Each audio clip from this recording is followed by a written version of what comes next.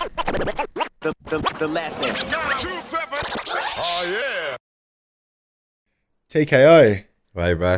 Good, man. What's Good. going on? Nah, not much. Now, you're down here, did the gig at Northern Sound System last night. Yeah, done that with Curve, Forte, Mitchos.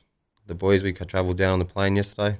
And this is your first time performing in Adelaide? Yeah, it is, yeah. So how'd you find the SA crowd? What'd you think? Yeah, I loved them. Yeah? It's good little venue, bro. Packed it out. Yeah? Yeah, it was good. Now, any similarities to when you do gigs back home? Yeah, I felt like the crowd down here was like more our kind of crowd. Mm. Yeah, it was good. And so when you say more our kind of crowd, what sort of... Just a lot of people, I think, that can relate to the music and stuff like that. Mm. Don't just listen to it. Like, a lot of them can relate to it. So I guess in terms of your music, if you had to describe, obviously it's hip-hop, you come out of West Sydney. Now I'm from Newcastle. You're from Newcastle? Yeah. Okay, so I guess first of all, before we even get into the music, tell us a little bit about, growing up in Newcastle and how that, involved into you becoming an MC. I don't know, mate. I grew up in Newcastle, Hamilton, Islington, around there. The music just came to us when me and mates turned about 12, 13.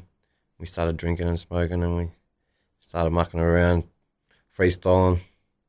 And it always just was freestyle. Yeah. And I never really took it seriously until last year. Yeah, wow. The life that I live pretty much sums up my rap. The life I live, yeah. So I guess when you say things like the life that I live.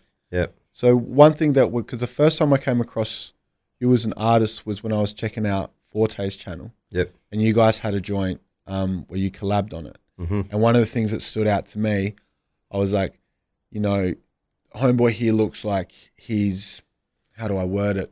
Being involved in the street shit. Yeah. And then the more I sort of listened to the music, that became pretty clear to me. Mm. I guess outside of the music, do you care to sort of fill us in just on your upbringing in that side of it? Like, when did you sort of find yourself, how do I word it? That dabbling in what's quote unquote, what society would deem as like the wrong kind of shit, or I think I started shoplifting when I was about 8. And then, when I started smoking and drinking, I was like 12. And then I started breaking into houses and cars and doing all that sort of stuff. I didn't have a mum or a dad. Like, I did, but like, my dad was always in jail, and my mum, she got rid of me when I was like 12 or something. So I pretty much just had to fend for myself and did what I had to do. Mm. Living on the streets was a lot of that, and when you're on the streets, you got to do what you got to do. Mm. And like in Newcastle, where you were growing up, did you find that there was a lot of that stuff going on around you, like the shoplifting? Yeah, lots of my mates were doing all that sort of stuff. The shoplifting was really nothing. That was just from very young, you know what I mean? Mm. I don't know why we did that. It was probably just a bit of fun. But it progressed when I got to like 13, like it was always like cars and stuff. Just a lot of stupid shit. Houses. We're doing whatever we could, really. And a lot of my mates were doing that stuff as well. Mm. And were you like one of the younger cats in the clique? Me and one of my bros, Dom, we knocked about together like with some older blokes as well, yeah. Mm. And was it like a sort of thing where it's just like, because the folks are not around, you got to do what you got to do to get some money? That's it, bro. I guess I didn't know any fucking better as well. Mm. Yeah, you got to do what you got to do. Like, and I was addicted to the fucking pot and the drink, so that addiction will play a part in it as well. Did you have anyone around you around that time that was sort of trying to steer you away from that direction, or pretty much? Not really, nah. I did have an uncle. He tried for a bit. I was pretty rebellious, so there's not much he could really do. He was a big softie, Nothing really he could do. You couldn't control, yeah? Nah. Yeah. So 12, 13, I think from memory, that's like around year 7. Year 7, yeah. And then, so you would have still been in school? Yeah, I left school in year 8. Okay, and I imagine just because it wasn't for you, you weren't. Yeah, no, I was too, like I said, the drugs, and I was always worrying about where I was going to stay next usually. So school, I didn't have fucking books, or I was just getting in trouble there a lot at school. So they expelled me in year 8. And then I guess once you left school in year 8, where did sort of things go to from there? Did you find yourself you were more involved in the street shit from that point on? For sure. And started selling weed, and just that other shit I was talking about, just always scraping by, but never really on top of anything. And then I think in one of your videos I've seen some scenes where like it's sort of themed in a cell. Yeah. Yeah, so I'm assuming obviously that represents that you've done some time yourself. Yeah, I've done some jail, yep. So I guess, like year 8, you're around 12, 13 years old, you left school, now you're really on your own. Yep. There's no school, no folks around. Yep. You're doing your thing. I guess, how old were you when you first, really got caught up with the law and started going that route? Well, yeah, first time in jail was 19. Yeah, I was lucky when I was younger. I was a bit quicker, I think. So you never had to do juvie? Nah, I never did juvie. Like I was pretty lucky. I was very lucky, actually. Not that juvie was a bit of a holiday, I think, but 19 was the first time I went to jail. And then I guess like when that happened, did you sort of know because of all the stuff that you were doing that was like inevitable and around I knew it was the corner? inevitable, yeah. Well, my dad done 30-something years in jail, so I was like, when I was younger anyway, I was like I knew I was going to go to jail. I didn't think of it as a bad thing. Like a lot of my mates went to jail, and I just kind of thought that was what it was, you know what I mean? It's almost like the norm of growing up. Yeah. That's crazy. And then, so I guess, like, when that time came, I mean, first of all, are you allowed to say what it was that happened that landed you in there the first time? The first time, I broke a copper's arm in Queensland. I was just drunk at the train station, and we fucking got into a thing. And he handcuffed me, and we, like, had a little wrestle kind of thing, and he fell over, and I fell on top of him. Like, it was more his fault, but, yeah. Yeah, that'll do it. I'll do it. And then, so I guess when that all happened and, you first had to go away, first of all, which facility did you get sent to? That's what BCC is called. Okay. And then, like, I guess, as someone, for myself, where that kind of stuff is so far away from my reality, can you walk us through, I guess, your headspace the first time that you go into an environment like that? Yeah, I was pretty nervous. Yeah, I was only young. Considering myself, I was a lot better looking than I am now. I was yeah, I was pretty scared, eh? I think lots of young fellas get pretty scared. I didn't know anyone up that way either. I'm from New South Wales, a Newey boy. And but it was all right. And then, so I guess, going in there, being scared, being 19, it wasn't, as... It wasn't what I expected. It wasn't like the stories you hear when you're younger. Yeah, it was a lot easier than it was made out to be. Did you have sort of people around you sort of try to school you in on, like, look, if you're going away, this is the way you got to carry yourself? Well, I knew, like, there's a code, you know what I mean? You got morals and respect for people. That'll get you by most of the time. So you're 19. You're doing some time. Now, how old were you when you got out? 19. Okay, so you had to do how long? Done 5 months that time.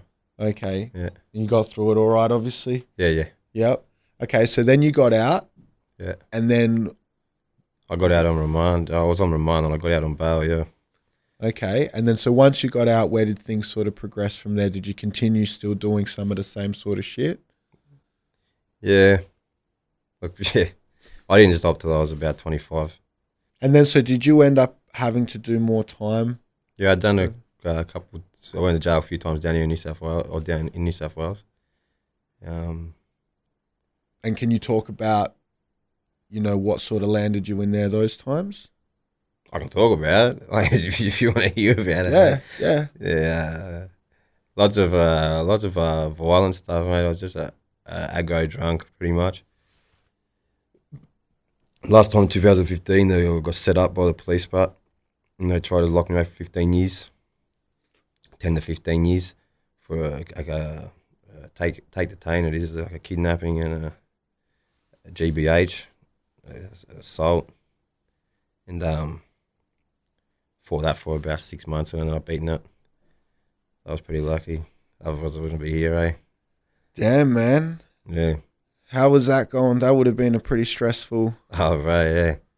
Well, after about a while, I just thought to myself, like, you got in there, you got to just think that always the worst outcome, you know what I mean? Anything else is a bonus and it's kick a goal. So you just brace yourself for the worst. Yeah, and I didn't have people outside to buy me legal aid, like a good lawyer or stuff like that. So I just had legal aid relying on legal aid on a 15-year whack, which is legal aid can fucking really dick you sometimes. They don't really go to bat for you sometimes. Not too worried about it. They get paid either way. Yeah, he was a good lawyer and it went all right. And there was no evidence as well, mate. You know what I mean? Like the coppers out where it was up in Byron Bay. They had it out for me. So, yeah, that's what I was going to say. Why do you feel it is that they singled you out and tried to do you dirty like that? Oh, I was a bit of a fucking hooligan, you know. I had a few running. Like, they locked me up a few times up there. And that time they were like, "No, you got you this time, mate. We won't be seeing you for a while." Yeah. And then so you beat that case. You got out. Yep. Now, when you got out, you were how old? I've done 6 months, so I think 26. Okay. And then that was the last time that you had to go in? Yeah. Last time. Okay. And so once, you know, you've obviously been in and out a bit. Yep. That's your last time. Was your, you know, I guess your mentality and your mind frame towards day-to-day life a little bit different after going through something like that? Not really, no. It made my hatred for the police a lot stronger, I'll tell you that. Like try and take someone's freedom away from them for holding a grudge, you know what I mean? Like all it was a fight, and then they tried to say that I kidnapped him and stuff like that. The bloke was fucking never tied up or nothing like that. They just didn't like me. They had it out for me. So at which stage then from that point did the sort of music thing become something that you were doing? Like, were you writing raps? Well, I got out on parole. Like it was ICO order. Like, cause I did a plea bargain with they gave me the 6 months. I went back to court, and they said, "Oh, well, there's no evidence." You know what I mean? All they had was me going into a bottle shop with old mate. When we were in there, we were both laughing. You know what I mean? So there was nothing really they had on me, besides him going to the hospital later that night and saying what he said. But so they came in and they said, like, I knew they were trying to get me to fucking plead guilty to all this stuff, and like a couple months before, and I said no, and we kept going with the court case. And then they come in that day and they said, well, we got a plea bargain. Will you take so and so charge? And I said, yeah, I'll take that fucking. No worries, mate. And then the lawyer said we might be able to get you out today. And then we went for this, it's called an ICO order. I got down on an ICO order, a 12-month ICO order. It's like parole, but a bit stricter. Like it's like a home arrest kind of thing. Arrested in the community. But took that and then went back down to Newcastle. And then I met a girl. My wife now, she fell pregnant, and then that's what changed me. Yeah, wow. Yeah. And then so what, you know, obviously when you have a family, Yep. it sort of changed the way that you're thinking. So then where did the music sort of come into it? And then because of the ICO order, I always rapped, like I said, always freestyled and rapped since I was 12. But when I was on parole, the ICO order, I had to do piss tests every week and all that sort of stuff. So I was clean for the first time in my life ever since 12. Wow. And like then I got to actually think, you know what I mean? And I was like, what the fuck am I doing? Like I always knew, people always said to me, oh bro, you could be this, you could be that. You're that good, you know what I mean, bro, whatever. And I thought, fuck this. One day I just video recorded me rapping on my phone with a beat playing in the background, sent it to Hustle Hard TV, shout out Gunster. And he hit me back straight away saying, bro, this is fucking fire. Can you come down to Sydney? We'll do a clip. I said, let's do it. And the rest is history, bro. The lesson. 927. Oh, yeah.